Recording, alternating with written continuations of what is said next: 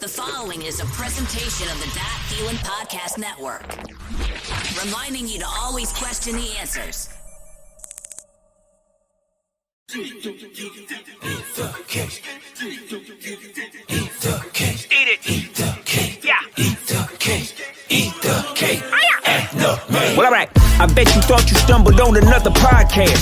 Of course you're right, but let me tell you about the contrast. It's really different, not an exit from the Comcast. We cover anime today and other times past. Listen and learn in that order, then replay.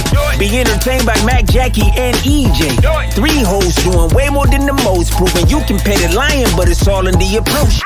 Originals and sequels, the newbies and the Ichigos. The world's up in flames to the ones more peaceful. The weapons or the shuto, manga, Naruto, Monkey D. Luffy, and a lot more that you know. Subscribe, hit the like, give the algorithm life once. We trying to get the same pie that Apple took a bite from. Join the conversation, let us know if you can relate. If not, you still might be forced to eat the cake and the main. Hey, eat the cake. Hey, and the main. Eat the cake and the main. Eat the cake and the main. Hey, eat the cake. Hey, and the main. Eat the cake and the main. Eat the cake and the main.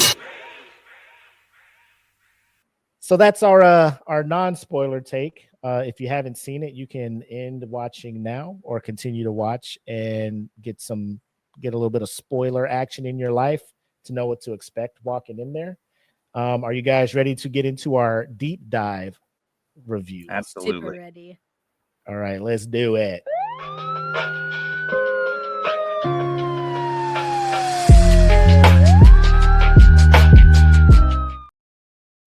I like that. Okay. All right. All right. I guess we'll start with Jackie. I know she has Off. a lot to talk to this one. What you got for us, Jackie? I have so many, but I'm gonna try to go in order of like what I did, but also I had spoiler questions to ask you guys. Oh yeah, go ahead. So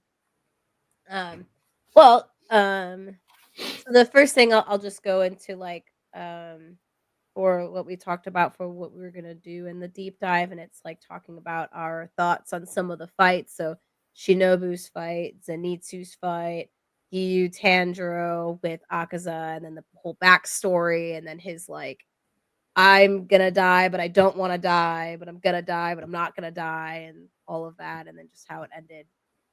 So I guess we can probably start with like Shinobu's fight. Or And how about we just start with this one? Because this is the only complaint that I've really seen from people who have watched it. okay, I don't know if they read the manga or they've been following it, but they say that the backstory segment for Akaza drug for way too long. They said that threw me off the pace and was all off. I could not disagree more with that.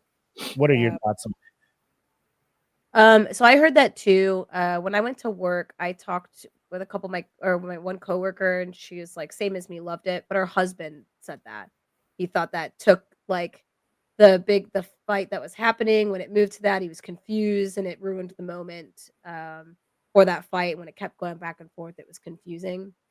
I didn't feel that at all. Like the whole time that scene was playing, and even if it did go back to like Giyu and Tanjiro at all, like I was so fully engaged in everything that was happening, learning about his backstory and why. I knew he was going to be important. I knew there was something about him that was going to be like kind of gut wrenching and a tearjerker for like how he became a demon.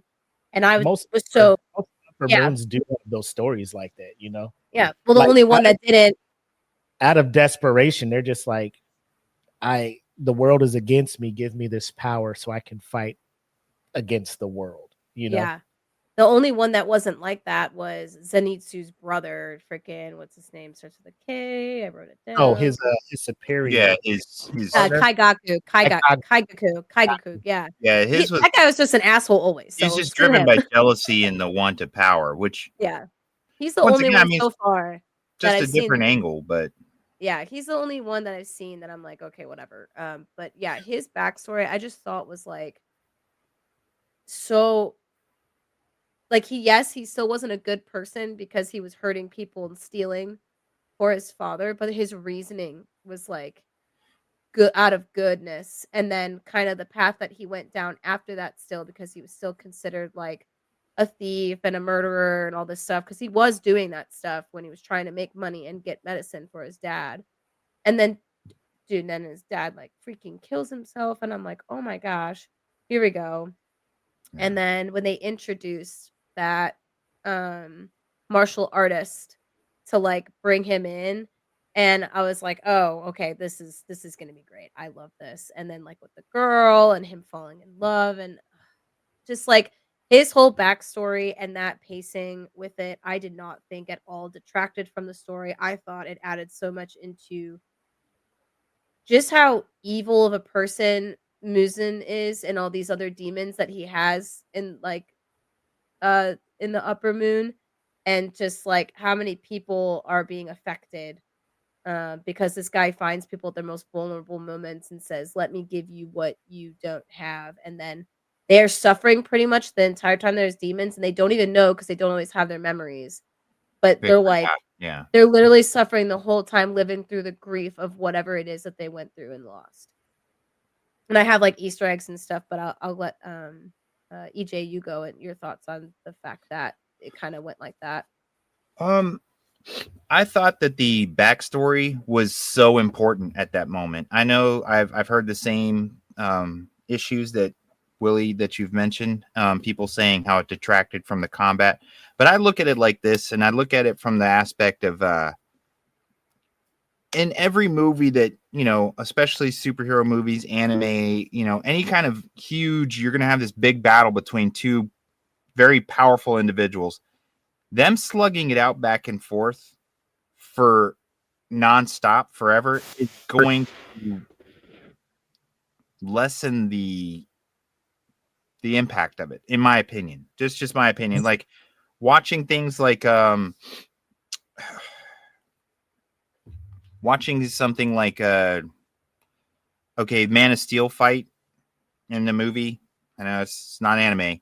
Man of Steel, his fight goes on and on and on and on and on with Zod, and you see parts where they just hit each other and they just show the person flying through the air, and then he flies up and hits him again, and it goes on, and that to me more drags on, where it's like, I understand they're super strong. I understand they're punching each other through buildings. I can't even tell who's punching who through what building anymore. It's become beat the horse to death moment. Okay. I feel like the backstory provided a much necessary explanation as to how this guy keeps freaking getting up. I mean, this is the one demon who you watched during the train. He would take punishment that you were like, oh, he's for sure done, dude. And then he gets up and you're like, what the? And then this one too, you're just like, holy crap, he keeps getting back up. These wounds, how does he keep surviving this? And you hear Tanjiro and Gyu both saying the same thing, like, that wound, you know, how's he survived that? They explained it with the backstory. They explained why he fights so hard, why he would not die, why he kept getting up, even where other demons have died from their attacks. He would keep coming back, and they're like, how? That's why it's important to have that backstory moment rolling.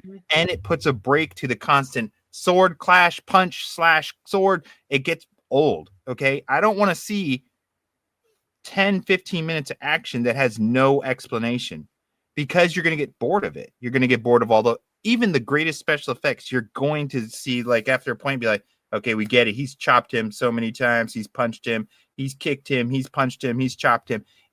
You need to break it up. And I understand the want of the action, and especially people wanted revenge. They wanted to see this dude get this. A lot of people have been waiting for this battle. Okay.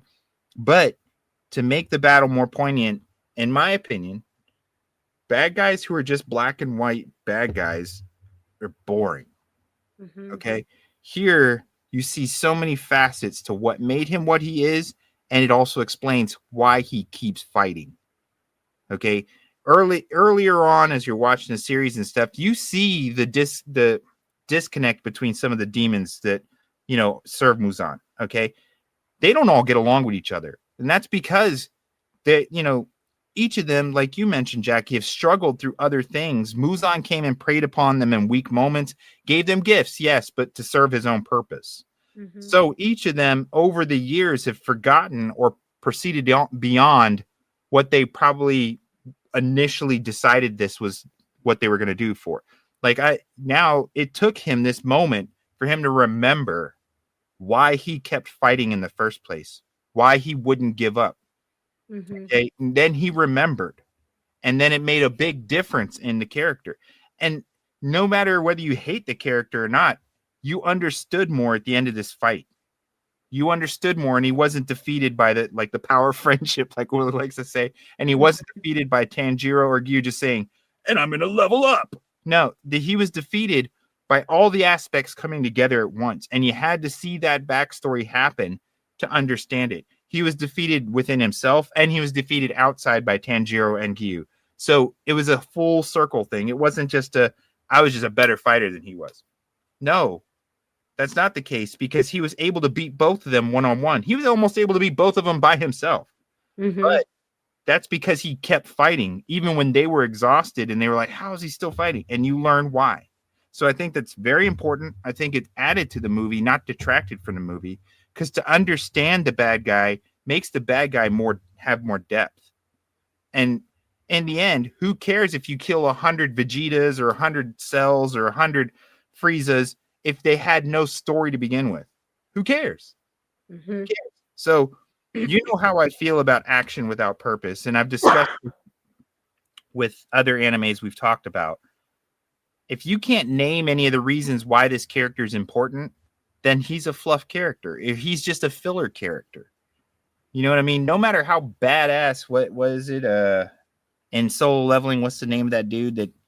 He's like the baddest spirit that he's captured so far, in my opinion.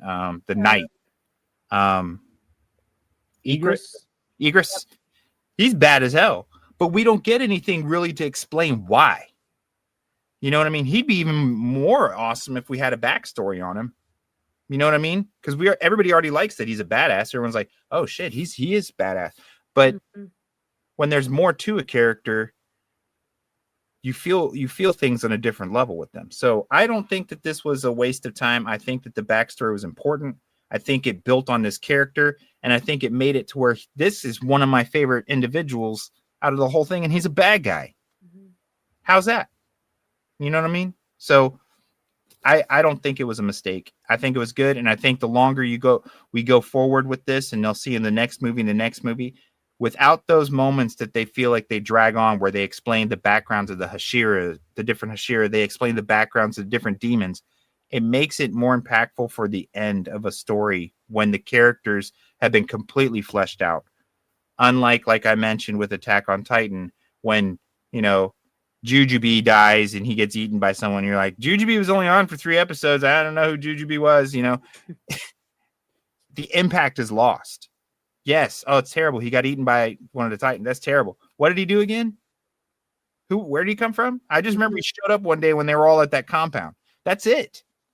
That's the kind of stuff. But I mean, when you got to understand, in my opinion, a lot of these people are used to the fast food standard. Here's the action. Let's kill. Let's move forward. Okay, that's it. This took a little bit more. If you pay attention, it makes the action mean so much more. Because that woman gets up without a head. You're just like, what the?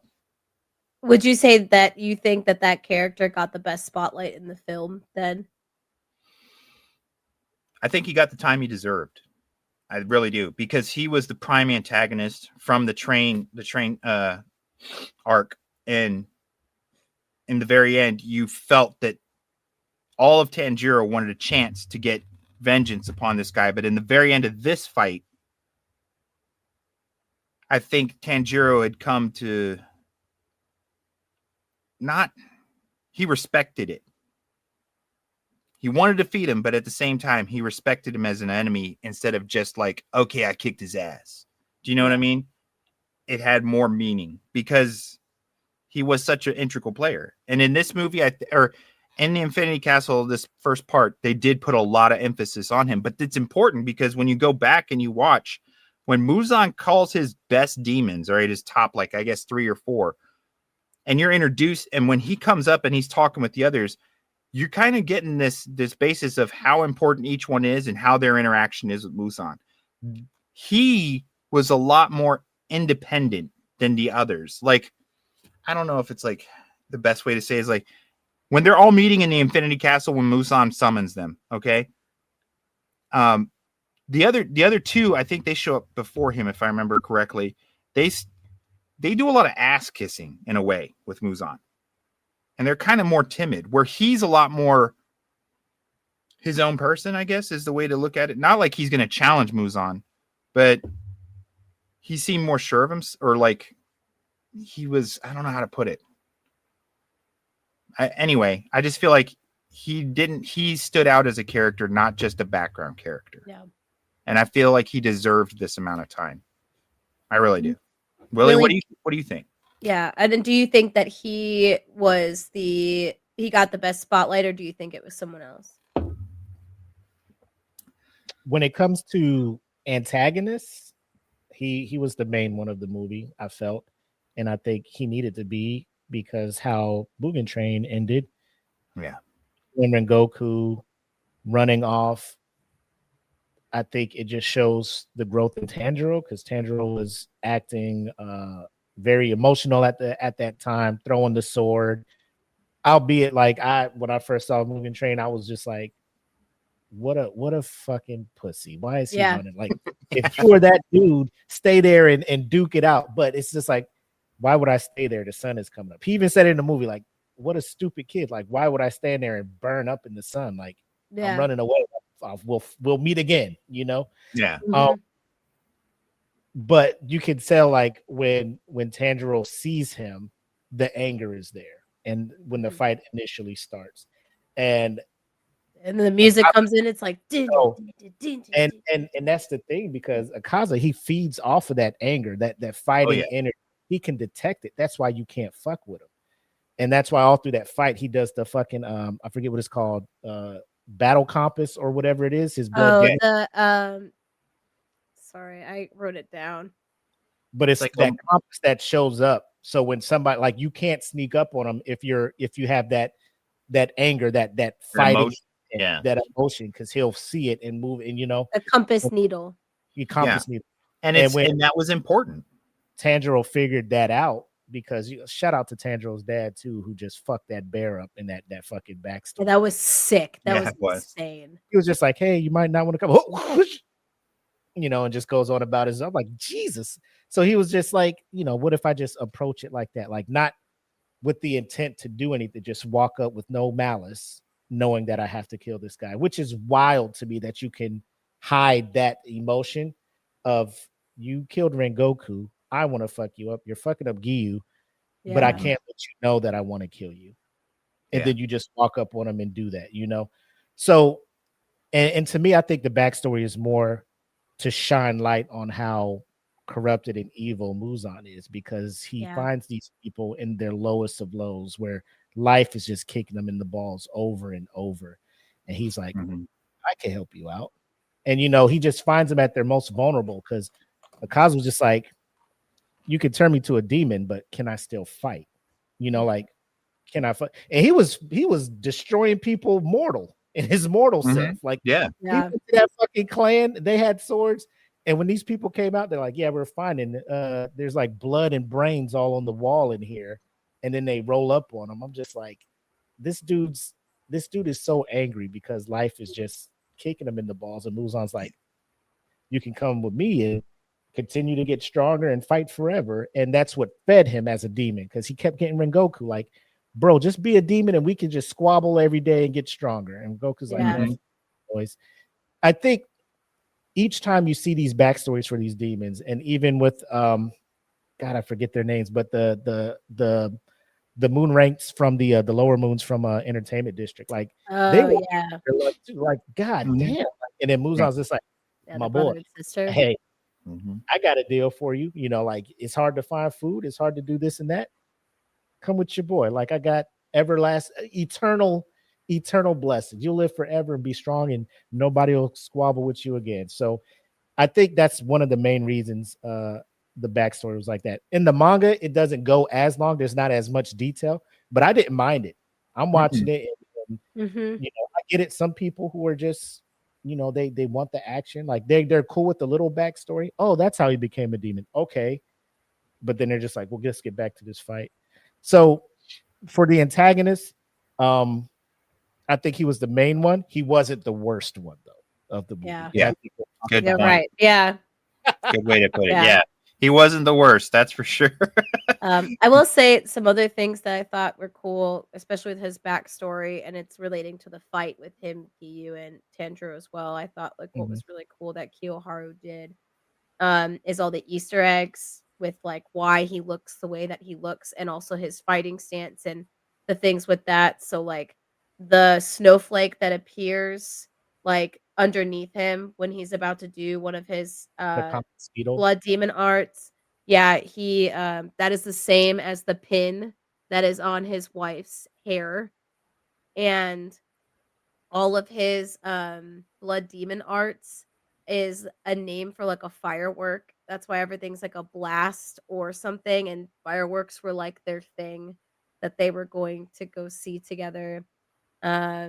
And then of course like his tattoos, but so I thought that was like I thought was really cool too is that a lot of the demons you don't in their even in their backstories like it's tragic, but in all of them so far we haven't seen them like with the capacity to like love, like to fall in love and have a wife or even a husband. It's been like brother, sister, and kind of like whatever. But even Yeah. that was kind of weird. So I thought it's like, hey, these people like were people and like loved and like had all of this, and that's what this person was capable of. So I thought it's really cool that they capture that with this. And I think personally, so far, he's one of my most favorite of like all of the demons. 100%. And like for an upper three, like for those who've seen it, like he was giving Giyu and Tanjiro the business. Like Yeah. they were on like their last lifeline fighting this dude before Tanjiro figured out what the fuck to do, man. Like Tanjiro's like, there's gotta be something. I gotta figure Yeah. something. Dude, his like the music too, like when he would get down and he slowly got down in his stance, and then it was just this like Oh, din, din, din, din, din, din, din, din, din, din, din, din, and it was just like, that oh fucking my god, stance. it's It's just about like to y'all be better sick. run. Y'all Yeah, better dude. run. It was building to that point because actually when Right. Giyu steps in, you're just like, oh, okay, well maybe they're gonna, this is gonna be it for him pretty quickly. And then when it just you're just like, no, it's not gonna be over quickly. I do like the fact that when Giyu was fighting him, like he entered that form and he got his mark, his Yes. Hashira mark. I'm Yes. just like, bro, let's fucking go, man. Like Dude. everybody awakened down here, and you just got to push yourself to that limit. And Giyu was pushing himself, man. But like I said, Akaza, he was knocking down whole buildings in this Affinity Castle. You Yeah. know, like when he It's would miss, you're just like, thank God he missed, because that would have been yeah. over for somebody. Yeah. Luckily, It this was is like an and just the infinity fact that castle he like because if it was just a normal castle, we'd all be in trouble because this castle's yeah. going down. Yeah. I mean, Yeah. the infinity castle was the only way he could be contained because that shit was like, boom, and there goes one whole castle. It's like, damn. Yeah, and just like all of the parrying that he did with just his fists and the sword and the sound and just like all of that with like the art. That is why I think a lot of people gravitated to him. Is like he's all hands, Mhm. right? Yeah. These are Like registered. yeah, Mhm. fighting Rengoku, and he's just Hashira like, destroyers right here, buddy. It's just like, blocking swords with his Yes. forearms and stuff. People are like, what the? How the hell? Yeah. Like that is how strong he is. That is how. Like when he became a demon, they're probably like, here's a weapon. Nah, I got Jack Yeah. Johnson and fucking Larry Allen about yeah. to do battle. Yeah. I mean, he earned that time. The time they gave him in that movie was well deserved. Yeah.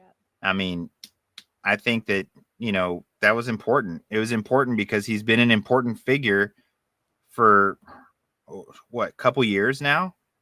Yeah, since Yeah. he off Rengoku, everybody's like, fuck this Yeah. guy. I Yeah. mean, dude. And I think people are probably mad because the backstory made them feel something towards him and they didn't want to. Yeah, they That's- just Nah, wanted to hate him. that's- all that, yeah. Like, I just want that bitch dead.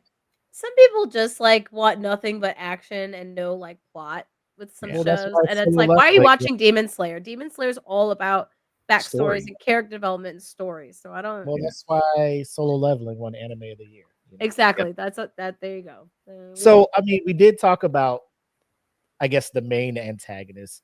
Let's talk about what I guess is unanimously across this board the least favorite of the three enemies in this one. Kagaku, the opponent for Zenitsu, who, when you look at their backstory, they were training together, and Zenitsu his I don't want to say his learning capacity was limited, but he can only learn the one form, right? Mhm. And his senior, Kagaku, he was learning every other form.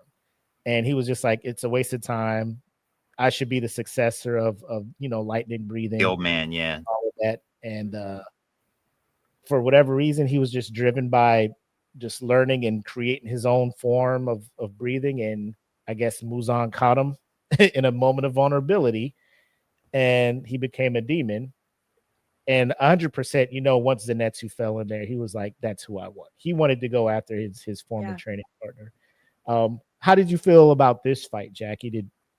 You kind of mentioned it in the spoiler-free portion of it? Like, you felt like if this one could have been a little bit more filled out, fleshed out, this Yeah. probably would have gave you that little quarter of a bowl for the 5 bowl rating. I think it's because I really when I first started watching Demon Slayer, I didn't hate him. I thought Zenitsu was like kind of annoying. So I didn't know how I was gonna like him as a character, but now he's like, besides Inosuke, he's like one of my most favorites Yeah. now. Um but so even throughout, like I knew like the like uh thunder breathing first form was like the only thing he could do. So I was really excited to see like what his training got him. Um, and so when he met this guy and they kind of like have their bout and they kind of start fighting, I was hoping it was going to be a little bit longer. I was hoping that it was going to be him like not doing any new breathing techniques, but just like even going faster, just doing something a little bit more with some of the things that he was doing. And I was hoping he would get more credit for all the training that he's done. That's what I was hoping. Yeah, it ended on like probably the coolest note, which is what this picture is, and he had created his own breathing form, which makes sense, and I think that is 100% valid, and it was so sick. That makes Um, his little segment in the Hashira training arc, when they're just like, "You want us to help you with this boulder?" He's like, "Nah, y'all go ahead. I'm gonna do this yeah, shit." And then when he's falling into the castle, like he's just game on yeah, because he knew he had the move to do it. Mhm. yeah.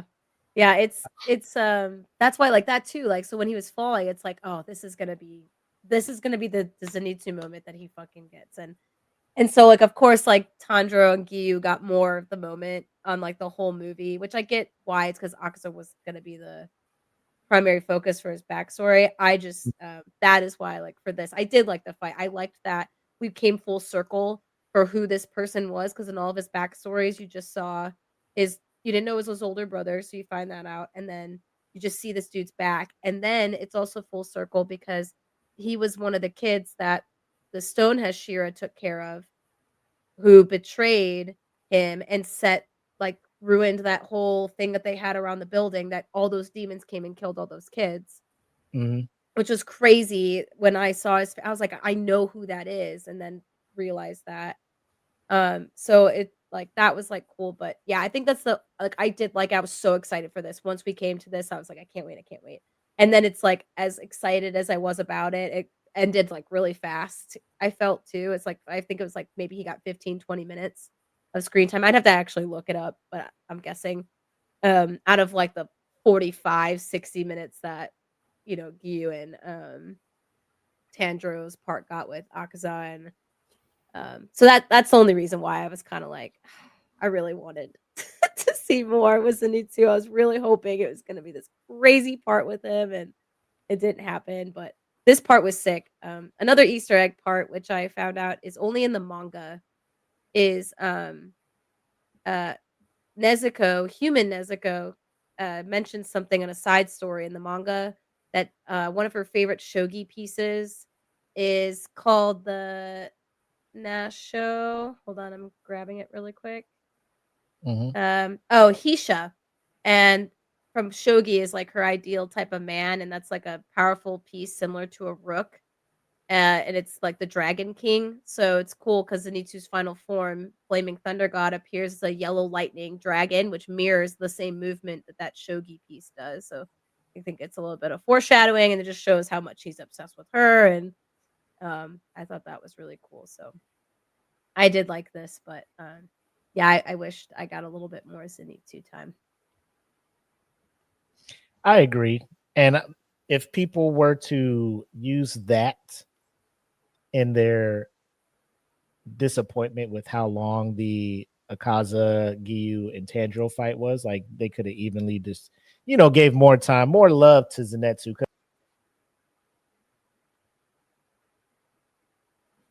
Lost audio. Oh, we can't hear you, Willie. I thought it was me. I was like, what just happened? I was like, what?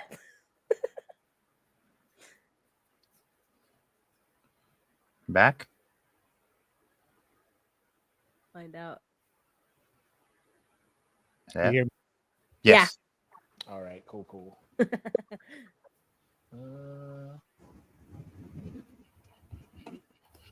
But yeah, I think it's I think the fan base was gravitating more towards Zenitsu, right? As the show was going on, seeing that he was becoming more capable as a fighter instead of the lovable, goofy guy who would have to pass out to do a move, becoming more of a warrior on the level of where Inosuke and Tanjiro are getting at, to where he can willingly perform these moves and be more of a threat to these demons. And I mean, the person that he went up against is no slouch. There's 12 ranks, right? He was an upper 6. So he's the first level of the upper ranks. And any other time, I guess people would be like, oh, Zenitsu's cooked. There's no way he's fighting an upper moon, and he was able to pull it off. So the by back himself. Yeah, like no help. He did like I said, these guys, like they're fighting these high ranked opponents. They're not walking away unscathed. Like Zenitsu did get like messed up, right? Yeah, dude. Yeah, he got messed up. Shout out to the medic corps that are out there helping him, which I think is dope. It's not just the Hashira down there and our main characters, right?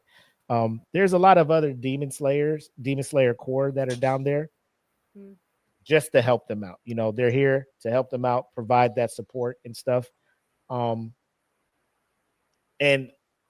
I think we'd be remiss if we didn't shout out I forget his name. Let me look. Oh, the one that did like a lower form of water breathing. He does the same thing. Ubuyashiki, the the son. His kids up there drawing the maps real time. Oh, I know, like tracking it. So with Jesus, man. So here's the thing. Me and Steven, like I have to show this because this was actually the opening scene in the opening sequence from last season. So like this was the very beginning. And like I remember seeing this and I was like, there's not that many. Because some people like thought they were all the same. Comes to find out they're not. So foreshadowing, I thought it was interesting that the 2 that died are on the left side and the 3 that survived are on the right. But Ubuyashiki, because the males tend to not have illnesses and not a lot of them get to adult form, they are raised as girls. So the first time that Ubuyashiki's son actually shows up in the show is in first season during the first selection with Tanjiro and crap, I forget the other guy's name that eats demons to get their power, but that's when he first shows up, but you don't realize that because he looks like a girl, and so now this is his technically first appearance in the anime, where now he is like with his 2 sisters, like trying to build this map and trying to figure out where Muzan is, and that was insane. That was incredible, and he's only, I think he's still 8, and they don't take over, or they can't take. Technically, they're not people taking over the clan until they're at least 13, and he's doing this at 8 years old. I thought it was great that they they took the time to show the support given by the other members of the Demon Slayer Corps. I mean, as I know they're not in the mix, but they're so integral to them being able to navigate the Infinity Castle, and they conveyed that so well. That it's a functioning whole group. The whole group's effort going into this, I think, was they were the key to showing that it's like a whole effort. It's not just a simply I'm a badass, I'm gonna walk in and kill everybody. You know what I mean? It's like the fact that Ubuyashiki knew this would have to happen. He was probably preparing his other 3 kids to perform this duty, using the demon. He's using what's her name's demon to where he could use the eyes of the ravens to see what's going on, and they're all continually just painting as the castle moves. They're just updating the map, and then being able to relay information to all the Demon Slayer Corps that's down there. The part where they have to relay that Yushiro. The relaying the death of one of their own, and then that joyous moment towards the end where Tanjiro and Giyu finally beat Akaza, and then the Ravens are announcing that, and then it builds the fighting morale of the rest of the corps. You see it in their face. They're like, I knew we could do it. Like, we have a chance down here, so it's like, because he's not down there with the sword doing the fight, and he plays just as big a role in defeating Muzan up there doing the support. So I think that was dope to show that part of it as well, and not just the action and the fighting in the Infinity Castle. Yeah, I think that the fact that it showed all the underclassmen, or like they're not Hashira, they're just in the Demon Slayer Corps. They show up and they're like, "Hey, we'll fight all these minor guys, so you guys don't have to waste your energy," And it just, to me, it reflects on how important the training arc was, because all those people in the training arc that were inspired by Tanjiro and everybody, and seeing the Hashira and learning from them, it built their camaraderie, it built their cohesion. So when they come here, they don't care if they're not as powerful. They're going to do their part to whatever they can to back these guys up, even at the cost of, they know they're not as powerful as these demons, and it solidified more that all those other things that people are like, oh, the training arc is so boring. I'm like, it had a purpose. Look, you're seeing it now. You're seeing the fruits of the labor that they went through. Like you mentioned with Zenitsu, it was the training arc was when he, had that epiphany to create his own, move, his own form. So whether or not there was enough action, like you mentioned, everyone wants all that action. All that buildup was important, because it makes it's all the keys, the puzzle pieces that fit in when we're watching this go, oh, all those other dudes came to fight, man. All those other guys jumped in, even though they're just people without the same level of skill. They're like, I'm going, I'm going to do what I can so the Hashiras can go and face Muzan. It's all integral parts that build this whole picture. So I feel like it was important from the Ravens on down to these underclassmen all the way through. It all made the whole picture clear of how they were going to do this. Because when you're first thinking of it and they fall into the Infinity Castle, you're like, how are they going to do this? This thing, it's constantly shifting or whatever. And then when you see them and they're drawing each spot out and they're like tracking it and they're calling it out, you're like, that's it. That's awesome. It's an explanation instead of just, well, we'll just power through. We'll just keep fighting. It's like, how impossible that would be in a castle that's constantly shifting and has no end. So the fact that this is super blurry, but yeah, I mean, it's like they showed how they're going to do it. It wasn't just a like, oh yeah, they're going to use the power of family, as Willie likes to say, or the power of friendship. It's like, no, they actually had a plan, and you're watching it unfold. So I thought that was cool. Yeah. What did you guys think about? Sorry, what did you guys think about? Because going back to Zenitsu's fight, like with his grandfather. Oh, there you go. The one I was trying to share was because that scene where Oh, because when they they're start changing yeah, more, I know and it's exactly. just like endless, and I was just Mhm. like, how Yeah, did same. they do this? Like, because like at that point I was like, that's crazy, but also I was thinking in my head of like the cinematography at that Oh point yeah, it was of beautiful. just like I was like, yo, this It's is How beautiful and to scary at the same time. insane. You're just like, if wow, that's somebody was to terrifyingly tell beautiful. you to just, hey, in my mind, I have this final layer where they'll do this battle, and it's an infinite void with the infinite rooms that keep moving and shifting around. Yeah. And I want you to draw that for me. Like, what the fuck? Like, Yeah. they fucking nailed it. I don't Yeah, think it was I could insane. imagine after seeing that it anybody else doing anything on that scale. Oh, Mm-mm. So shout it out was to the crazy. Ufotable The again. artists Yeah. just they outdid themselves for real. Um, well, one thing I didn't say before, about the creator is I found out apparently, like, whereas most mangakas, like, they aren't as involved with the anime process, they kinda give their 2 cents and move on. Yeah, I guess she is, like, 80% involved all the time with Ufotable and we should be. everything that they're producing. So she'll give, like, "That's not the color," or "That's not what I wanted, that's not the vision." Like, she's, like, super incredibly involved with how it should look, which I thought was, like, super Yeah. cool.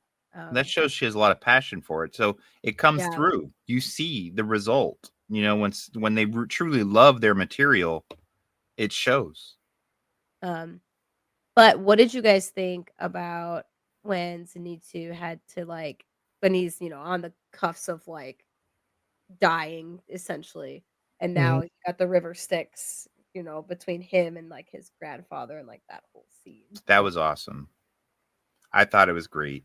I mean, I know it wasn't a whole lot of the focus of the story, but as we've seen from the beginning of the series, Zenitsu's been his sidekick, his buddy, but kind of the goofy one, like Willie said. He wasn't, he'd pass out, he'd freak out at the sight of danger, and you're always like, oh, this poor kid ain't gonna make it anywhere. And to see it come around and the way he interacts with his his brother and saying like, he didn't want to take his place, he always looked up to him.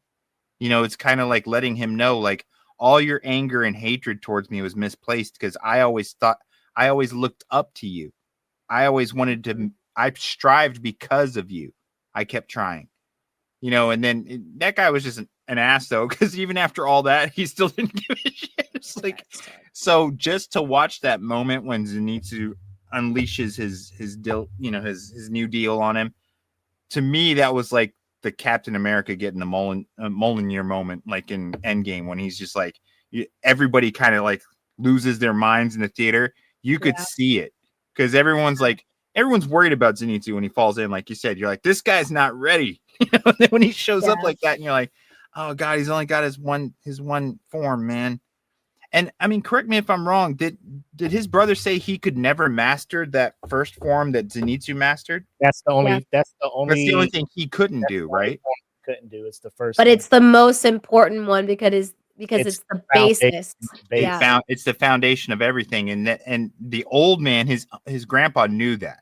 yeah. So like that's why he felt like Zenitsu was going to ultimately be the one to take the helm and not his brother.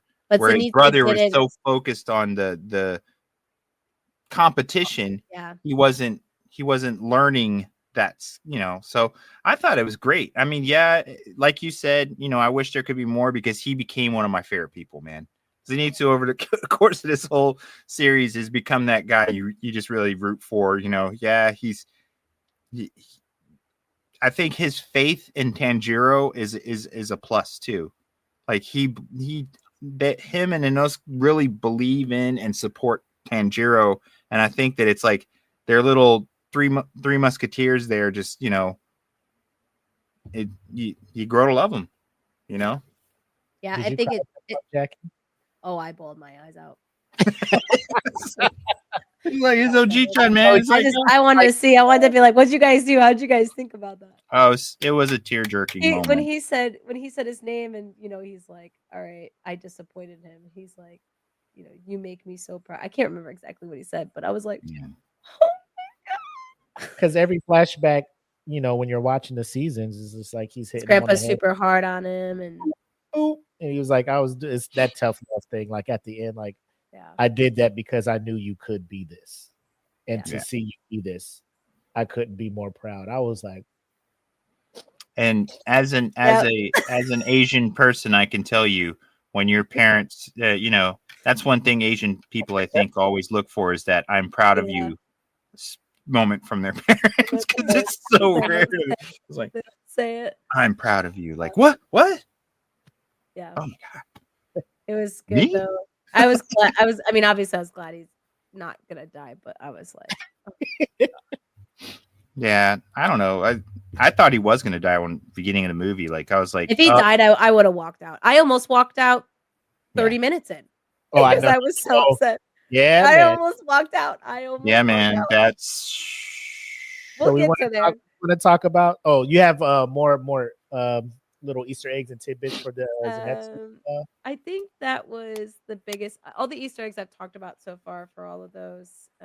I did want to share this because I forgot that I wanted to share that because I just thought that like Stan. That was a cool point. Yeah, that it was with his wife's when he hair. does that, and Yeah. I think that's when he starts to get ready to do his. Because I always wondered what the hell that I was like. What does a snowflake have to do with anything of his? Like what? The back of his Haori too is also a symbol for like I think it's like it's something his wife like wears or something. I don't know, but I don't know, dude. It's just he's such a great guy. It was really good. I thought that backstory was awesome. Yeah, I love it. Okay. I think that's all the questions I have up to this point until we get to the first part. Ready for Shinobu and getting straight to the tragedy. No. So you guys haven't read the manga. I need to know you're like in the moment when you saw that happen. Again, she's fighting upper rank 2. So this dude's again not a fucking slouch. No. Thoughts. We'll start with you, EJ. Jackie looks like she has to get herself together. I know Jackie's probably got a lot for us. I'm like reading all my notes and thoughts. I'm just gonna say that this was heartbreaking, and just the flashbacks with her sister and how she was like wanting to get vengeance for her. It was, man, that was stabbing me in the heart, dude. And for a moment, I can't remember if it was when which form or skill she was using at the moment, but it seemed like she got the upper hand for a second. And I was like, maybe she's gonna get this vengeance for her sister, bro.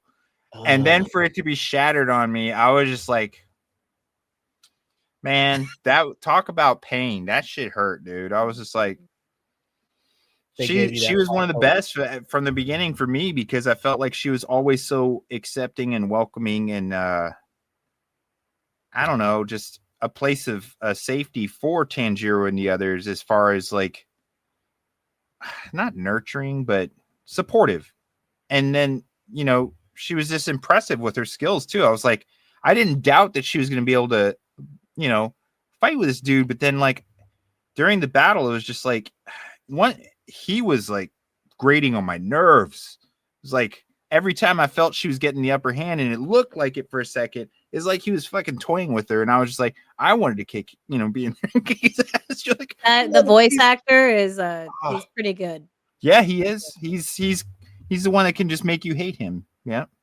So I don't know, man. It was a devastating moment. It was beautiful at the same time. Everything about that fight was beautiful. Her little flashbacks with her sister, though, and him kind of just trolling on her with it just made it that much worse.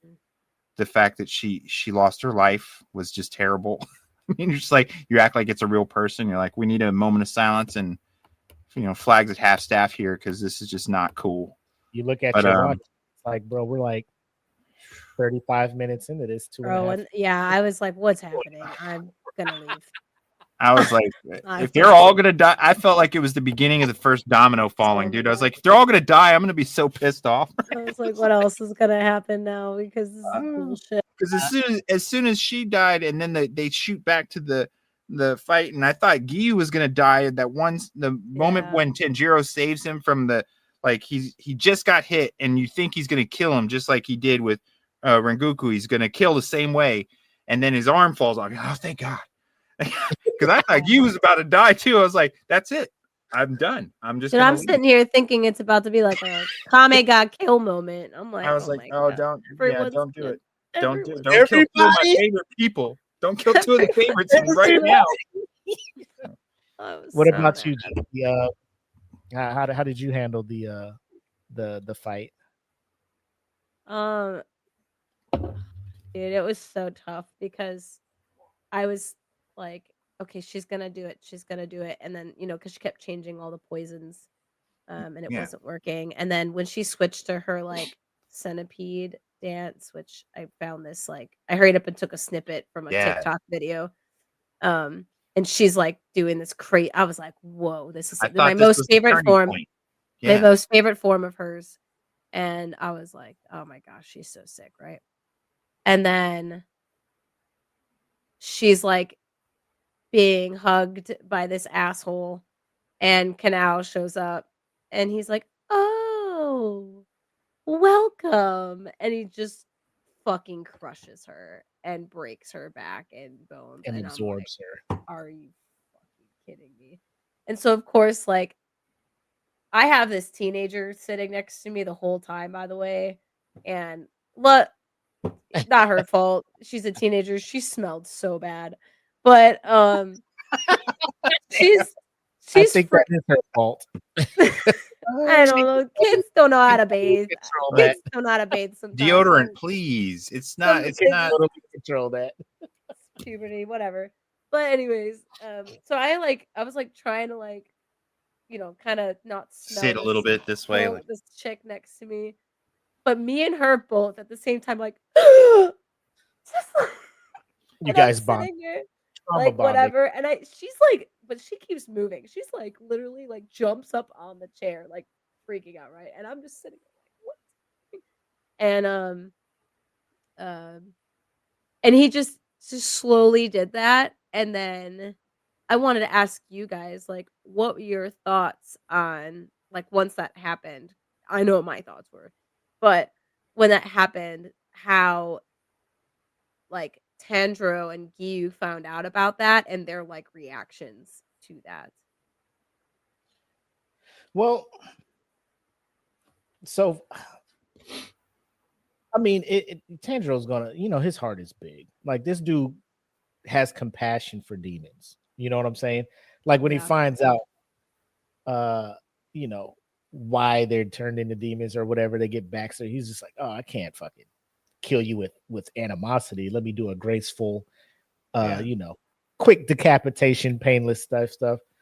But I think it's like what Eric said. His first interaction with the Hashira little camp, everybody's treating him like ass because he has this yeah, demon sister, right?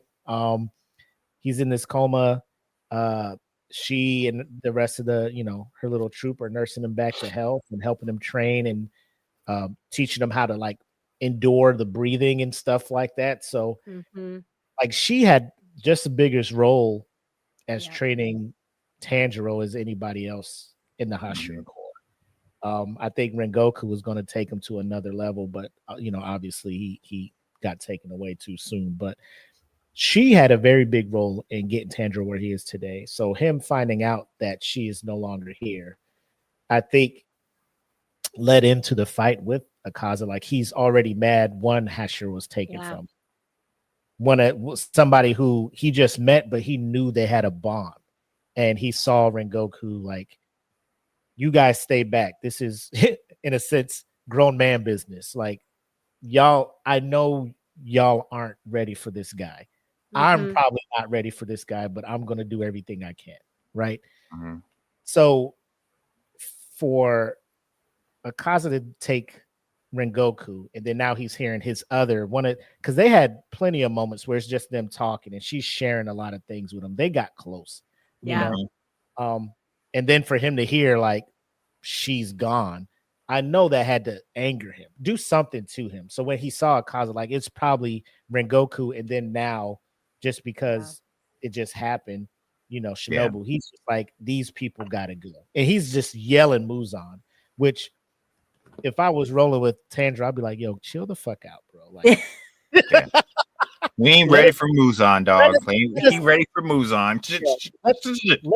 let's splinter cell this shit and use stealth. Yeah, You know, let's stealth our mission. way around till we're But- all together to fight Muzan. Because I ain't doing this shit by myself. That's an emotional thing, and Yeah. the demons know that. Like, if they can fuck with the demon slayers, like kill them or dwindle their numbers and kill them in a way where it's like the most. I think that was his aim, like to just absorb and like first crush her bones and then just Dude. absorb her, and then she's like half absorbed when Kanao gets there, right? And then No, she's she was just being held, and she does a symbol to her with something. oh, that's the thing to let her know, like, hey, this is how his fighting thing is going, and it's cool. Like he just picked that up. Oh, she gave you a symbol, huh? She kinda Yeah, dude, put you immediately. on. I'm just like, this dude is I hate this guy. I hate him next too. level shit. But I just like when I read it in the manga, like, so I'm reading it on my phone, the manga, and this was back when I was in Arizona. I'm waiting to pick my son up from work, and I'm on my way. Give me 10 minutes. I'm reading this shit, man, and that shit happened. I just put the phone down, and I'm just looking at the window and shit. I'm just like, let me go back a couple. Like, I know what I just saw. Like, the pictures are here, everything's here. I'm just like, of all the things that I didn't want to see brought to life from the manga, this was it. Mhm. And Yeah. the way they animated the death scene and how Yeah, I was about to ask you how was it. I mean, it's still images. You just see them hugging, and then like the next frame, she's like slowly being inside. But like to see it like in motion, like, and then yes. oh my It was god, heartbreaking, dude. and they couldn't have put her against a worse opponent. Yeah, they literally put her. Was he number 3? Number 2. 2, ranked yeah. And the fact that he can adapt his blood to just, Anything. you Yeah. know, she was like, here's all of the poisons. And he was like, oh no. Ah, psych. Yeah. I was And like, I mean, of all the people she could run into, that's who she ended up facing. Is like the But I luck of mean, the draw on that is just terrible. he's just been cocky his whole life because you see the backstory. He was born with the special eyes. Oh, You know, yeah. he was a cult He's leader. terrible. There's no redeeming qualities to his ass. Never had any compassion for anybody. Like, his parents died and he wasn't upset. He was just like, oh, this is an ugly look. Like, it smells bad in here. Yeah. And, you know, it's this, he just was always better than everybody, you know? Mhm. I don't know if he's taking that, like, the interactions behind the scenes when it comes to the hierarchy, but knowing that there's people ranked higher than him, I don't know how he takes to that. But Yeah. he's just toying with these Hashira because he sees them not on his level. Mhm. But the comeuppance he gets is I can't wait for you. Oh my god, I can't wait. you guys. Yeah, I thought what was really sad. So like me and Steven talked about like when the crow was like, "Hey, she's dead. She's dead." I was like, "Oh my god, it is." I was like, because at first I was more in shock. I was upset, but then when the crow was saying that, I started crying more because I'm like, "Oh, it is real." And then there was the flashbacks when it went over to Tanjiro and Giyu, but then I got confused and I read something and I realized, oh, one of the flashbacks where she's turning around and smiling was Giyu's flashback, and I thought it was Tanjiro's also, and it was his. And that made me upset because that dude's normally like stoic, right? And doesn't show a lot of emotion. And you even see in the show, like throughout all the seasons, she's like, Giyu-san, and he's just like annoyed every he's like, time. don't bother me. Yeah. Like, Yeah, he's always She's like, always bothering. Like, She's always train- bothering him. he's like, no, I'm not training you. Like, I'm chill. Yeah. And so when he lost his stoic face and all that, I was like, oh my god. And So let me ask, because Eric said there was a glimmer of hope, like when she did the centipede thing. Were you just like, oh, now she's got him? That's This what I is thought. great. I thought, yeah, yeah.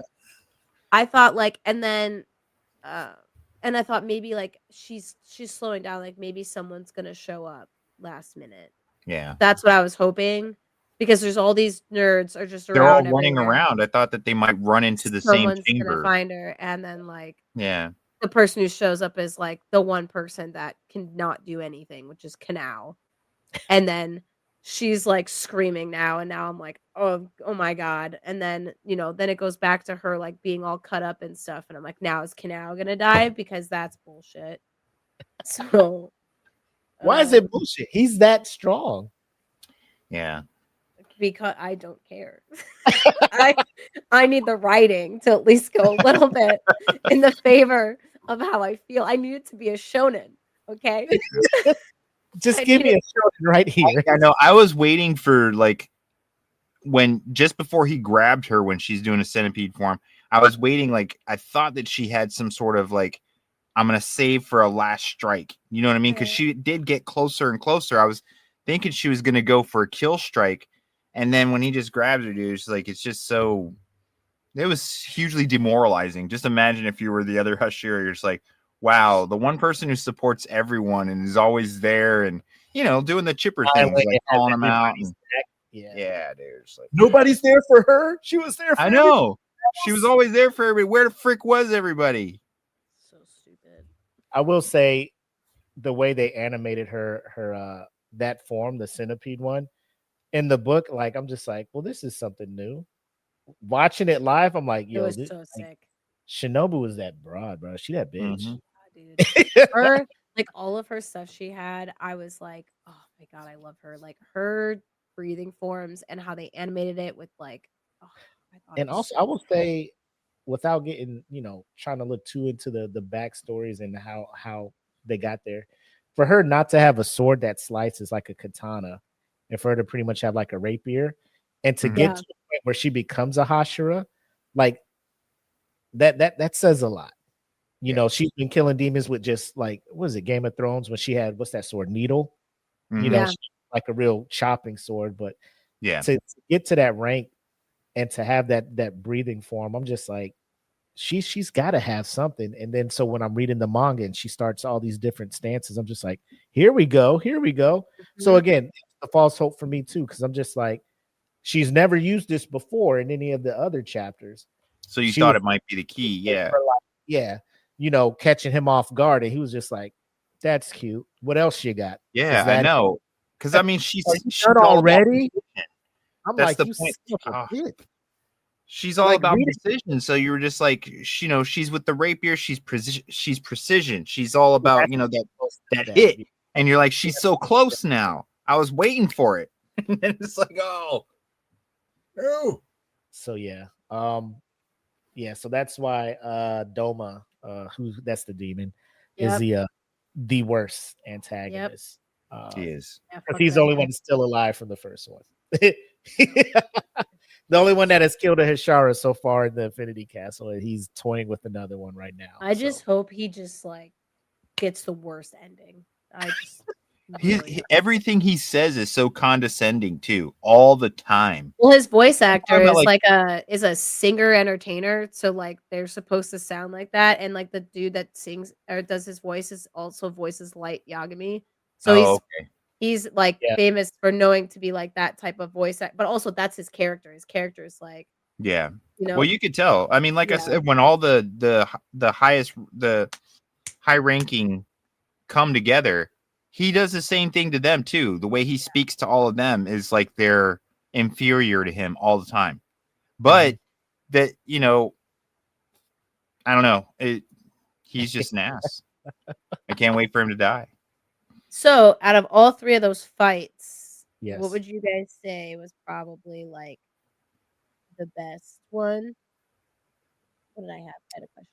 I know the way I worded it was different. Oh yeah, so which fight sequence do you think stood out the most for you out of all of them? And why? Oh, Tanjiro and Gyu. Yeah. It's because it's the most multifaceted fight. And it got the most runtime, so more animation, you see more of the fight and stuff.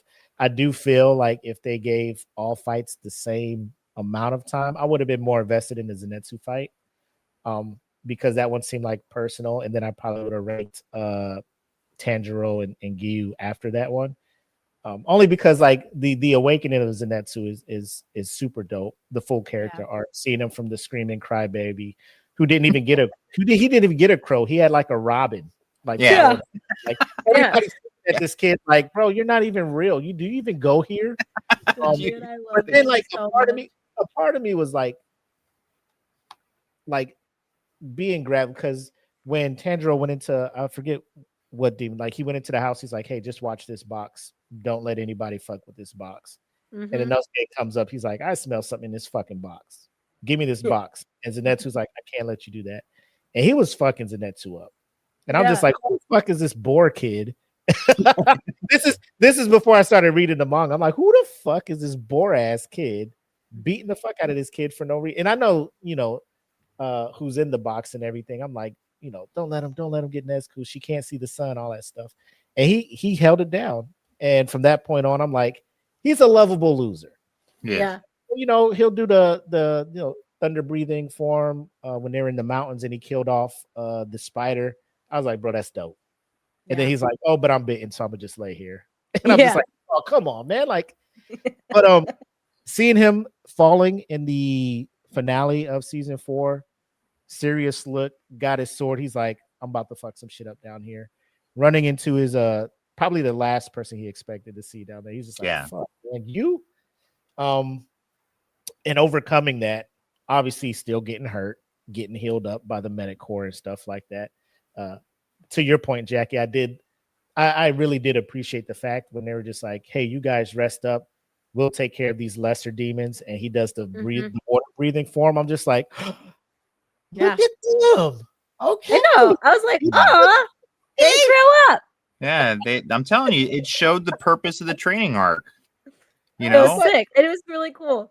Well, because I'm thinking like what's gonna happen is that it's gonna be like Pain almighty push and everyone's gonna die. Like they're Yeah. gonna come in there and they're done. I'm like, that what was a is big ass demon that was coming over to him. I was just like, yo, Mhm. that motherfucker big. And they're just like, nah, rest up, save your energy for the big fights. Because they're like, we got we can't this. fuck with the upper ranks. Like, that's y'all. We'll Meanwhile, take care they're of like this. they're taking their sword and they get it through the neck and they're like, ah.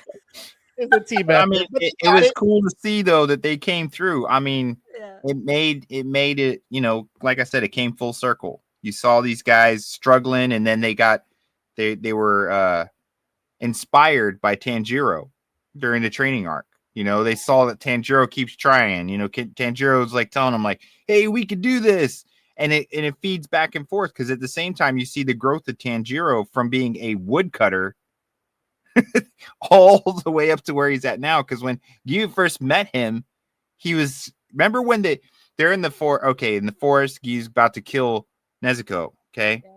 and Tanjiro does that move where he throws the axe, but he was running, and Guy was like, "That was very, impressive for someone who's not he's not a fighter at all. But for him to pull that off, he's like, he has some of that little potential. And then to see him come all the way here now, you're just like, and all along the way, he inspires people like Zenitsu, and Inosuke, and everyone along the way. I mean, they come along because of how, like Willie said, has a huge heart. They Well, believe in him because what's of the fact that, I mean, look, he won over all the Hashira that were trying to kick his ass when he first showed up there. They're trying to kill his sister, kick his ass, and he won them all over. yeah. I mean, he's probably one of my favorite anime heroes of all time. So I think like his fight was obviously going to be one of the biggest ones. He had a lot of invested in it because him and Rengoku were really close, or they started to form this bond. And then he watched this person that he looked up to die right in front of him, Yeah. So of course that fight's going to be huge. But yeah, Zenitsu's fight was, I mean, badass. None of this was wasted, in my opinion, because I mean her fight was excellent too, even though it was heartbreaking. I mean, all of it was great. Yeah, what's cool about Tanjiro's character is Kiyohara, when she initially came out the one shot, it was all very depressing and a lot more darker. And when she brought that same theme to the editor's like, I don't think this is gonna capture as many people as you think it will. You need to change the personality of like the main character. And so that's when she changed it to someone who's just very noble and true and loyal, and then it became who he is now. It's kind of the same with like a lot of people who have like Oda for One Piece, like his editor said the same thing for when he needed to change some of the direction, and now look at One Piece. So it's kind of cool how the team, especially editors, can also influence just one little thing, and like the whole story goes a different route, and now you have like what you have. And yeah, it's just Kiyoharu said that like she wants to do a sci-fi romantic comedy next. She wants to do something completely different than um something like this. So I'm excited about I that. like that. I like the fact Yeah. that she's doing something different. A lot of people kind of just look, and there's people out there that'll see what she does for her next project and be like, we want another Demon Slayer is type. Like, let these creators create. Let them be Yeah. free to do what they want to do. She gave us an amazing story here. Yeah. Let's a standing ovation applaud. Hopefully Let's this trust is an Oscar for best animated film. And they Yeah. better do that best foreign animated film. Like this shit better fucking Yeah. let me just, because if we're talking domestic Yeah. animated films this year, Oh yeah, Dog I did do a comparing to K-pop Demon Hunters. Dogman, Mm. 36 million, The King of Kings, 17.6 million, Elio, 21 million. This is opening weekend. And The Bad Guys 2, 30 million opening weekend. Demon Slayer, 70 million. Like Yeah. reviews off the Don't chart. yeah. Stop. All right. Don't throw me that garbage of best just foreign. Like, no, dude, that's just the best. Don't do it. Yeah. What you fucking do it, Academy. Don't.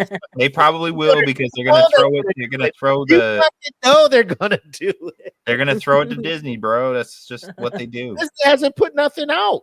I know. That's true. They If haven't. Elio wins some shit, bro. I drop know. it. It's like what? I think What I is it? 17 uh, million or 20 million for Ezio or whatever? Elio was Elio- 21, and that Yeah, was 21. Come on. that was the budget.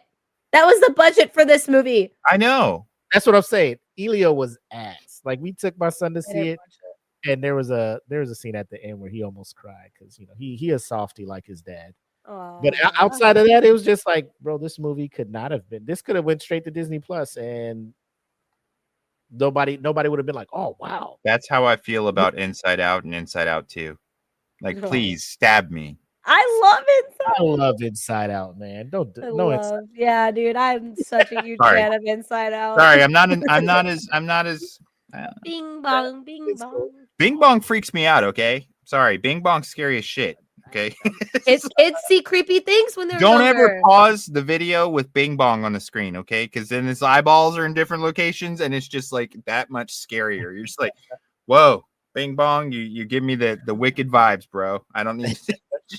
But no, I don't know. I'm just not a huge fan of that one. But I know it made a lot of money and it, people like it a lot. So, but I mean, I feel like Disney's kind of run that pattern out, and I know they're gonna get looks like they always do, but it's not for the right reasons because this goes outside of the norm, and I think it should be awarded for that they've put so much effort and the longevity of it to There's no get way. it to this point. Because if was it 2 years ago? 2 years ago, 2022 or 23, the Boy and the Heron won best. Yeah, I remember. And And it was I good. don't even think it was good, but it wasn't across the, or what was the sequel to Spider-Verse called? Oh yeah, I was with you on that. I watched The Boy and the it's Heron, and good. it was okay. It was good, but if Spider-Man But didn't come out that year, Across the Spider-Verse, man, that's yeah. But I think that it's gonna Sony put its that shit competitor down, is K-pop Demon Hunters, if anything, because K-pop Yeah. Demon Hunters came out this year. So I think that's the only thing I can say can compete against it. and I would understand that more because of the fact that it's caught on like wildfire and it's got a huge fan base now. It does. To me, I could see them going head to head, but if they throw some garbage like Dogman or this Bad Guys 2 up, well, they got to have at least 5 nominees, I think. So they're gonna throw some other. Dogman's gonna be up there. But I think Demon Slayer should win because I think K-pop Demon Slayers was a vehicle to push the music out. Yeah, most definitely. Yeah, and I think Demon Slayer is more of this is a continuation of an established story that has been brought to life in an amazing way. sooner or later people are going to realize like anime should be taken seriously, right? Yeah. It's not just a gimmick. It's not a flash in the pan. It's not a fucking fad. No, The shit is No. real. It's it's been not around, weird. It's actual good stories, okay? Yeah. And it's not for kids. right? No. Well, I And, mean, and it took them how long to realize that about comic books? Look, I mean, even if you're not a huge Marvel fan, if you liked the Underworld series with the vampires and the werewolves, that's a comic book. You liked The Watchmen, if you liked Constantine, if you liked a lot of this stuff, all comes from stuff that they were like, oh, that's kid stuff. Now that they're actually opening their mind and looking, they're seeing the level of story and stuff on a lot of this is well beyond what a lot of the garbage they've been pumping out for years, which is just repetitive. I mean, honestly, as a horror movie fan, how many times have I heard the so and so had a tragedy, they moved to the country to kind of get back, and they bought this old house, and that's like 90% of the movies you see on this shit. And it's like, bro, stop it. Give a chance to all this other stuff, but when they see animated, they automatically put it in the category of this is for kids or this is not as serious. When I mean, we've seen, the Spider-Verse that Willie brought up it's a prime example, man. Sony just knocked it out the park with that. I mean, that was better than all their live action shit. It's like, come on, dude. They need to open their eyes, because if they did, could you imagine with the budget that they throw at some of this other stuff, what Ufotable could do with that right. on the next project? I mean, think about it. They dropped $300 million on Andor, the Star Wars show. Did you watch it? I didn't watch it. Oh, Andor. I'm the outlier. Like I like Andor because it's not so much lightsaber, force, all of that stuff. It's like these are real people doing the espionage, trying to get. And I mean, I'm not saying it's a bad story. Yeah. But no, But people throw money away for like Red Notice on what was that, Red One, the Rock movie. Red Christmas. One. Oh my god. That shit was $250 million. Yeah, you know? man. I'm like, that's cool. But this is only 20 million. Oh, I did. Let's make a Christmas movie with The Rock and Chris Evans, and it's about Santa being kidnapped. Like, yeah, it's a whole thing. But I'm looking at you, Academy. Like, don't you do it? You're gonna lose a whole generation of fans because they can't open their mind anyway. But I'm just like, when it's something like this that I'm passionate about, like I have not seen any other animated film this year worthy of that title than this. Like we still got what a few months ago, and the Oscar, I don't know their voting window, but I know it's usually they do the Oscars in February. Yeah, so I think the voting window like is the beginning of winter. I don't know, but regardless, I mean, we've all seen it. The February anime is crazy, and for them to drop the ball on it would be a sad moment, because I mean, right now they could be riding this wave and looking at all the properties that are out there that are great. I mean, Freyren's great. You know, we've seen. I mean, you got the live action Solo Leveling. Coming in October should be good too. But we're all off topic. I know Jackie wanted to talk about the track and the music. What did you got for us?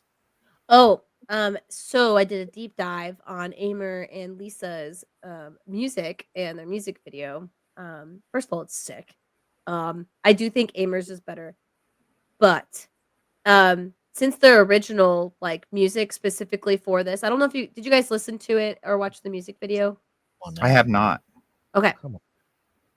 Well, I know you have. Well, I'm gonna ask, obviously. I gotta make sure. Oh, we're not playing it live. No. They'll come right for us. Oh yeah, I'm not doing that. They're gonna knock my door open if we do that. Yeah. So these feeling. I'm literally gonna be like, can you not? Yeah. Literally, I have COVID. Leave me alone. Yeah. You want COVID? We're aware. You want COVID? We already know they got masks on. Yeah, we knew you had COVID, Jackie. Yeah, we saw you take the test in your car in the parking lot. We were watching. Like, damn, they really need to up this fucking UAV program at the base. For real. People are spying. No, so Lisa's music video is like 6 minutes long. Amers is only like 2:40 or something like that. So the whole like themes for it, which is really cool, and they have like a translation for it, is Lisa's is ominous, but also seems more hopeful than Amers. Amers is definitely more like um Dark. uh a lot more like electric guitar and percussion, and it's more ominous and like more depressing. And someone kind of went on a deep dive of this, and I thought it was really interesting that Amers, she wears black, whereas Lisa wears white. So there's like the contrast for them. In Mhm. Lisa's music, she talks more about hope. So thinking that she's representing more of the Hashira and all the demon Mm, slayers.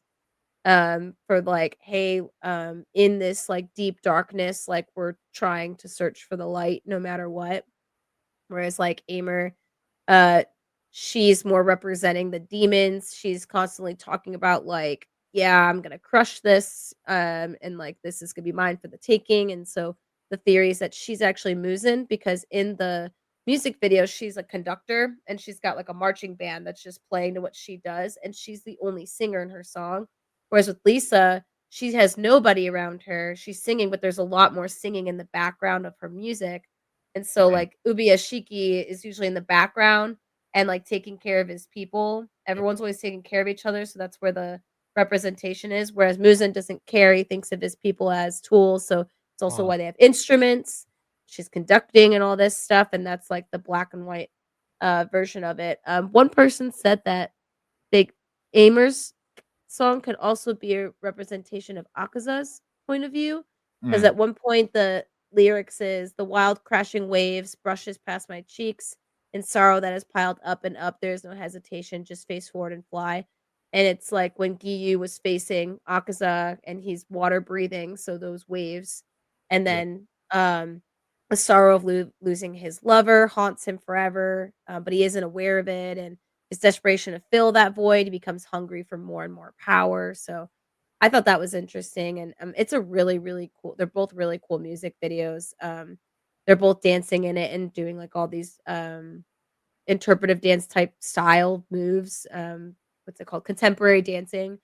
Mhm. And the theme like follows the. I thought when they played it throughout the movie as well, and where they place it, because I think that Lisa's is in the beginning and Amers is in the beginning, and I think Lisa's is at the end, which does make sense because Tanjiro and Giyu kill Yeah. Akaza, and now there's a little bit of hope. yeah. So I thought it was really cool how they got these two just amazing freaking artists, especially bringing Lisa constantly back to the Demon Slayer because she's really the one that propelled it with the music, with her opening, and And anything she does, yeah, I'm gonna listen to it. yeah. It's like Oh, she's 100%. yeah, 100%. Yeah, and then Koku Shibu, which is the dude with the red hair and all the eyes, who we're still not sure about, like, what hit well, I'm not sure about yet for Upper the anime. E. Yeah, the ending theme of him at the end and how they were just doing this whole, like, guitar, just dude, it was insane. I was like, "Oh my god, this is" because he found out that, Akaza died, and now this dude's like, ugh. How do you guys feel that you have to wait 2 years for the next movie? I guess I'll be watching this a lot. Uh, I'll be rewatching this all the time. is that what it said? It's 2027? Yes. Oh, I have a question though for both you guys because you guys know so much more than I do. Um, I was reading an interpretation. I don't know if this is popular amongst the fans for Demon Slayer, but they were talking about how each demon represents um, one of the deadly sins. Mm. Like Doma is gluttony because he consumes all the time and he never has enough. And Yeah. then It's a like when you look at anything like, and this is just me, any IP, any property that deals with like demons or something, somebody's always gonna look so into it and be like seven deadly sins. So I yeah, mean, it could be that, but I'm yeah. not. You know, I just thought it was neat that they had a different one for, and I never really paid attention, but all the um Hashira and including Tanjiro and them is they all focus on one of their senses. Like for Tanjiro, it's smell. Like he Mhm. always from the very beginning he smells yeah, differences and can't remember Inosuke's touch because he's so Mhm. visceral. Everything's physical with Inosuke. They were going through all, and I thought it was pretty interesting. But of course, with fans, they're always going to have all these different theories Fan pop up, and stuff. but Yeah. how each one kind of fits a certain deadly sin to face it. And Yeah. it made sense that they were going over this. I didn't know if it was something widely accepted by Demon Slayer fans, if you guys looked into that. But it was like, how Tanjiro uses scent makes him perfect for fighting this. And I was like, oh, okay. I mean, it made sense, but I mean, anyone who delves in hard enough, like you said, Willie, Yeah. can put the pieces together to fit their theory. But I thought it was pretty cool that I never really paid attention to the fact that each one of them kind of fell into those categories. I think Wrath for I'm sorry. But I mean, it kind of made sense. And I was just wondering what you guys thought, if that played in. Because I mean, there's obviously so much symbolism, like even with the music, with Mhm. Lisa in the white and then the dark, heavy music to bring everything in the beginning. So to me, it's like everything has that little bit of more depth to it or symbolism behind it. And I thought that was kind of neat. Maybe there is a lot of it that the more we look at it, we see, because obviously the more we watch these characters unfold with the backstories that were given to us just in this movie, there's so much more symbolism that was being thrown at us from the very beginning. And we just never noticed, like the snowflake on the ground or, anything like that. It all comes together now. But I mean, wonder if those little intricacies are there, and we're just going to see more and more of, unfortunately, in 2027. But Yeah. I will say one of my coworkers, I was talking to them, they brought up a good point that Demon Slayer's I don't think, and I agree with this, it's a complex plot. It's pretty simple. Like there's a demon that controls like all these demons, and the backstories are like it's in depth, but it's not complex. Like everyone has like depth to them. It's not like fucking Attack on Titan where I'm like, oh my gosh, what's happening? It's pretty simple. And I remember in English class when I was reading this book called The Great Gatsby, and you find all the symbols. There's a lot of symbolism in that. And I was always the kid where my teacher had to be like, "That's not a symbol. That's not a symbol." I was just reading too much into it. So I don't think Demon Slayer is as complex. I think some people make it to be or want it to be, and I think they just have to accept that it's like very straightforward and that there's just some like there's foreshadowing for sure for Mhm. things, and there's like obviously for people that find importance in things that they find important to them, they're gonna have like on them, especially demons, which makes sense. I do think people might be reading too much into it though, and just because I've never thought of that. I've never seen. I can see how someone might do that, but from the creator and what she was inspired by, which Naruto, Bleach, and JoJo's Bizarre Adventure are the 3 main things that inspired her to create this, along Mhm. with Rurouni Kenshin, so that's why I don't know if, like, it's valid because I don't think that's really, something she ever JoJo's thought Bizarre. about. Yeah. I can see Naruto and Kenshin Well, I mean, look as at far as the these forms and the fighting styles and stuff. the upper rank demons. I think is where that inspiration comes from, like the Yeah. design. It's like you look at Okay. somebody like Doma, who Yep. I mean, you're just like, bro, just cut and paste right out of a fucking JoJo thing with their style The way that, the look. yeah. Okay. I was So just thinking, like, the character development and stuff. I was looking at, like, I understand the foundation as far as like Naruto and Kenshin. I mean, that's just the thing with pretty much a lot of the more successful anime, the same tropes of skill and learning skills and getting better. I mean, that goes all the way back. So, Yeah. I mean, you can say any of those influenced over time. I I mean, will all the way say, back to DBZ for different forms, different power levels, different, yeah, as a creator, I wouldn't even care. I would appreciate that fans are having their own thoughts and opinions on it. Like, I'm a big component of, unless the creator comes out and says this is what I was going for, these are the Yeah. undertones, this, that. I'm not gonna say somebody's wrong. They could be right, yeah. but I'm not. I was the opposite of what Jackie was. Like, I was the worst for when it came to these, classical Jane Eyre and stuff. What do you Huh. think he meant when he said this? That. And then somebody in the class, I think what he really meant was that this is a underlying saying for. I'm just like, who the fuck why That are was y'all me. so into this shit? And then like I would, because that's what they want you to do. The interpretive, Yeah. They want you to analyze and And you I'm know, just like- and at that point, it clicked in my head. I could say whatever the fuck I want and say, well, that's how I saw it. And they could be Yeah. like, well, you're not wrong. And I was like, this is the most worthless class, but if I need it for my CCAF, I'm gonna do it. It's Yeah. just the most like I'm in these student posts or the the little board place. Oh where it's yeah, like, things gotta do like every Wednesday and Sunday. "Look, Well, I feel think the that's same a character huge as this," and I'm just like, if I put what I want to put, they're gonna be like 0 because I think he just I think he just wanted her to get out. Well, I think technically he really just wanted her to really open up. Like he wanted her to leave emotionally and stay physically. I'm like, what the fuck? But I'll play the game. I got my A. It's cool. Yeah. I mean, I think that there's a huge difference between literary analysts analyzing literature, especially because literature is so dependent on time, the time it was written. The Great Gatsby is 90% influenced by the period, the Gilded Age, and into the Depression.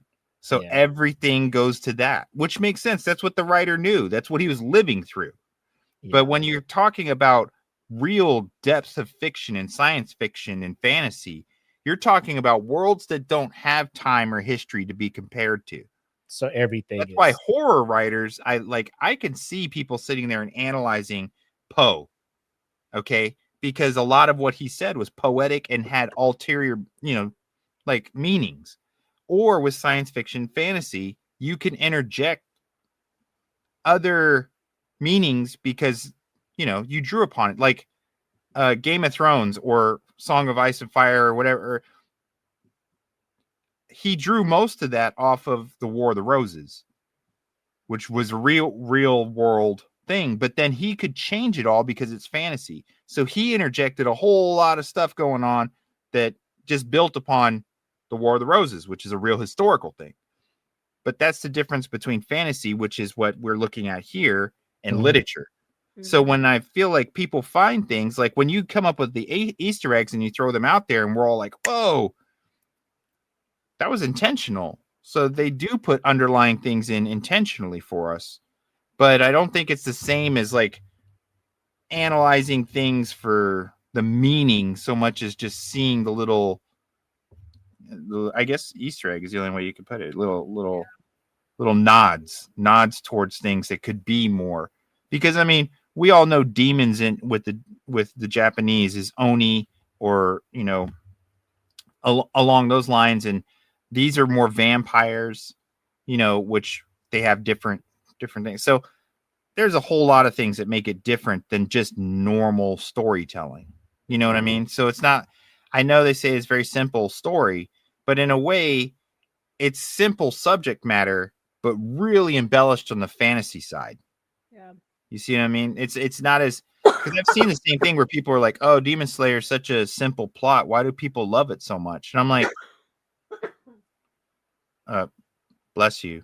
I don't know if that was coughing or sneezing, but I just feel like, when you sit back and you look at anything science fiction or any kind of this fiction fantasy writings and stuff, most of the plots are going to be simple when you look at just man versus nature, man versus man versus the future, that's the basic plot for everything literature wise. But this is very, I don't know. I guess I see more depth to it than just the simple part of the plot. Yeah. Cool. Well, yeah, this to will be close it out. Sorry, to close it out. Sorry, I was gonna ask a question. Go ahead. What you got? So now to close this out, what you already watched the manga or read the manga, so I don't know if you just be careful what you say. But I want to say, what are you guys most looking forward to now in the second movie as we're seeing some of this build up, like that's going to happen? And to answer your question, Willie, did not know it's 2027, so now I'm mad, and I've been trying to cope with that the past 30 minutes, or since you said You that. could see her face was like, I was like, oh, and then the third one comes out in 2027. 2029 because I was at work talking to some of my friends. oh my god, Bro, I'm probably gonna have a baby by then. am I gonna be like- alive when that comes I'm out? gonna be in the theater, a whole 48-year-old man wearing a Yeah. Tanjiro cloak, You can bet your ass that I am going to cosplay no. Shinobu, and I do not care. Oh man, hey, she's not in this movie. I'm gonna have Willie's gonna be pushing my wheelchair up there, and I'm gonna be dressed as Muzan. I hope somebody tells you when you show up in the Shinobu thing, like, oh, she's not in this movie. Yeah, and then you just slap him. You just Wow. you about to get some centipede for. But it's Stab him with poison. And I'm embracing it. I'm like, summer of 2029, I'll be 48 and I'll be showing up in the theater and fucking cosplay. Like, fight me. Hell yeah. Great. But all I can say is, there's a handful of more Hashira out there, so they're gonna run into. So these fights, like if you thought these fights were good, when the Stone Hashira, oh my god. Get ready. Get ready. And then Genya shows up, my man with the double barrels. Hey, get ready. It's gonna be a good time. But be prepared for tears, is all I will say. I'm just looking forward to Inosuke. Everybody doesn't make it out. I'm sure I am too. I want to see what Inosuke does. I mean, to be completely honest, doesn't get out. I want to see Muzan step up, and whoever's left, I want to see that battle between them and Muzan, because not all of them are going to make it to that fight. And when that fight happens, who's there and what's going, how that's going to go down, because I can only imagine. Yeah. If all these other guys bow down to Muzan, then you just know Muzan's going to be a fucking beast. I'm telling you, this is to an anime fan what Infinity War and Endgame was to the Infinity Saga from Marvel. Like it's gonna end so great, you're just gonna need a cigarette when this thing ends. Yep. And then just be happy that a fucking perfect, to me, when the chapters close, the end chapter for Demon Slayer closes. This is big three. And I know like that's slanderous. How dare you? How dare you? Big what? Like I know like I love Bleach. I love all of that stuff, but what Demon Slayer has done for anime, you got it. You give it its props. Like if you're throwing a Mount Rushmore up there, like you can have the OG big three up there. I would even like, and this is crazy coming from me. I love Bleach. Hey, bro. That's your boyfriend. Hey, bro. Ichigo, my boy. Come down here and talk to me, man. Come down here, man. Let Tanjiro go up there for a little bit, man. He deserves it. It's time to retire with the whole Papa. It may redefine the big three when the last movie comes out. You never know, man. Yeah. I'm just saying, like, people like, oh no, old big three, new big three. Like, no, it's just the importance of this franchise, of what Demon Slayer is doing for anime. You have to give it flowers, and it has to be talked about in the highest regards from here on out. Yeah. No Demon Slayer slander. So. Not real flowers. Yeah. I mean, yeah. Joke. You guys don't get it. We do. That was a good one, though. That was a beautiful moment. Good job. But yeah, so you guys heard our ratings. I gave it a 4.5, Jackie 4.75, AJ 4.5. Bowls of ramen. So overall, it's a must watch. Go see it. Definitely. Go see it. Just check it out, dude. Even if you've not followed it all, it may inspire you to go back and pick it all up. Bro, let me tell you, if you want to catch up real quick, download the Shonen Jump app on your phone, whatever, tablet. $2 a month. $1.99 or $2, yeah. $2 a month. You can read through all of these things and catch right on up and go check it out. Yep. I swear to God. Just give it a shot. You will not be disappointed. If you went to go see Dog Man. Yeah, if you dropped $40 to watch Dog Man, go see this. We're looking right at you. Don't take your kids to watch. But yeah, I think that's pretty much it for our review. Obviously, this will be 2 parts. We'll release the spoiler-free one first, and then we'll release the spoiler-filled one after. But across the board. First movie rating from Eat the Cake Anime. This is a must watch. Go check that shit out. Must watch, definitely. Super dope. Parting words. EJ, you got anything? Or what are you looking forward to, I guess, because with this week coming up, I think a lot of the summer anime seasons are wrapping up. I know Dan Dan's wrapping up, Kaiju number 8's wrapping up. I think Toganaki's all of these summer ones are wrapping up pretty much. Yeah. I definitely want to see the culmination and direction that they're going to go with Kaiju number 8. With Dan, this season has been great musically and visually and character development wise. So I'm whatever comes, and especially with these last few episodes, it's been hilarious but awesome. And I'm wearing my shirt, but dope.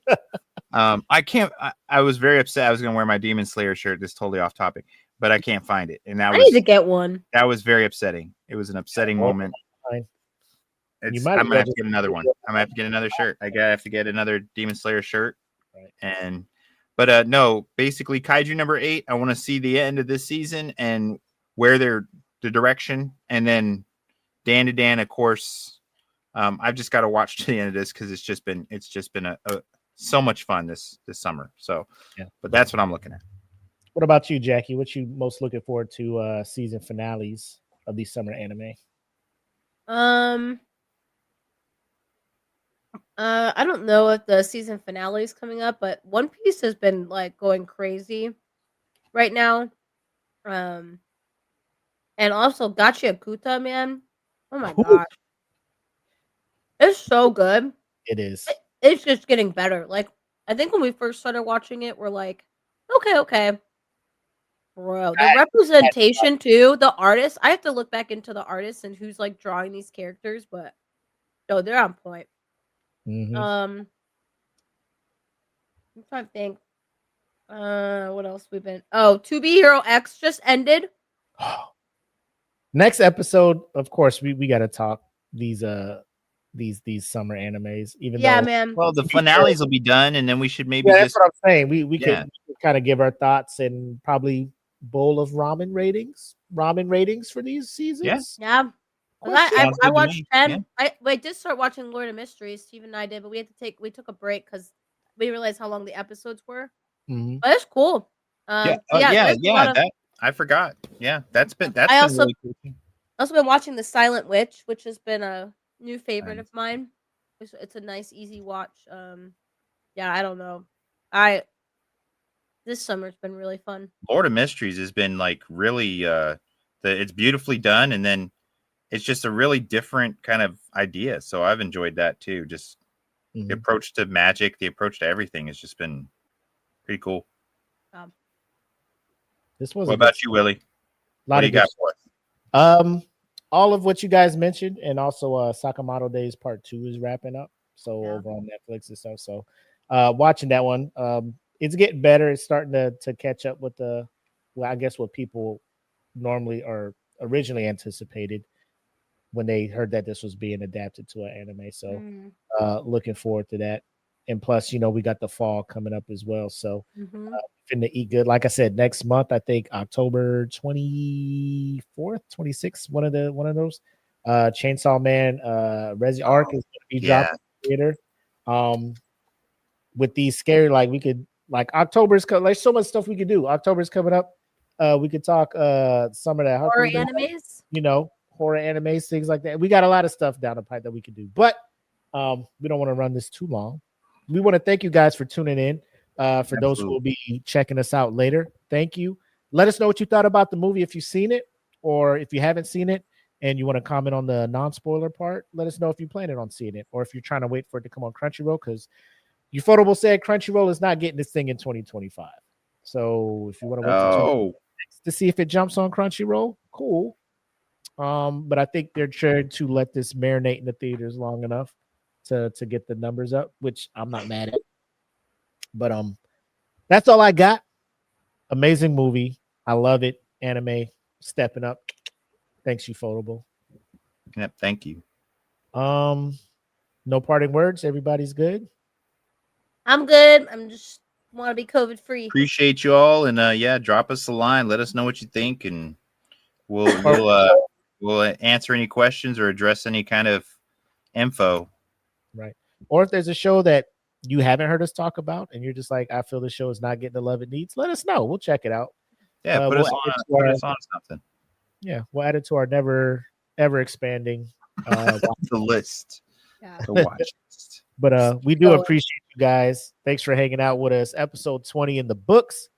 We'll catch you guys next time. In the meantime, watch some anime and peace.